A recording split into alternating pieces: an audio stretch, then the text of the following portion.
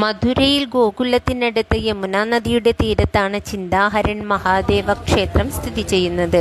കൃഷ്ണന്റെ കുട്ടിക്കാലം മുതൽക്കുള്ള പ്രസിദ്ധമായൊരു സംഭവവുമായി ബന്ധപ്പെട്ടിരിക്കുന്നു ഈ ക്ഷേത്രം. ഉണ്ണിക്കണ്ണൻ ഒരു ദിവസം തന്റെ കൂട്ടുകാർക്കൊപ്പം യമുനാ നദിക്കരയിൽ കളിച്ചുകൊണ്ടിരിക്കുമ്പോൾ മണ്ണുവാരി കഴിക്കുന്നു. കൂട്ടുകാർ യശോദാദേവിക്കരികിൽ ചെന്ന് കണ്ണൻ മണ്ണുവാരി തിന്നുന്ന വിവരം അറിയിച്ചു. കണ്ണനരികിലെത്തിയ യശോദാദേവി കണ്ണനോട്, വീട്ടിൽ ഇത്രമാത്രം എണ്ണയും നെയ്യും ഉള്ളപ്പോൾ എന്തിനാണ് കണ്ണ ഈ മണ്ണ് വാരി കഴിക്കുന്നതെന്ന് ചോദിക്കുന്നു. നിഷ്കളങ്കമായി പുഞ്ചിരിച്ചുകൊണ്ട് കണ്ണൻ അത് നിഷേധിച്ചു.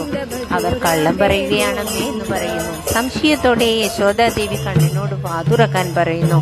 അമ്മയെ ഭയപ്പെടുത്തും വിധം കണ്ണൻ കുഞ്ഞു വായ്ക്കുള്ളിൽ പ്രപഞ്ചം തന്നെ കാട്ടിക്കൊടുക്കുന്നു. ഞെട്ടിപ്പോയ യശോദാദേവി കണ്ണൻ ശരിക്കും തൻ്റെ മകനോ അതോ ദൈവമോ അസുരനോ എന്നെല്ലാം ചിന്തിക്കാൻ തുടങ്ങി.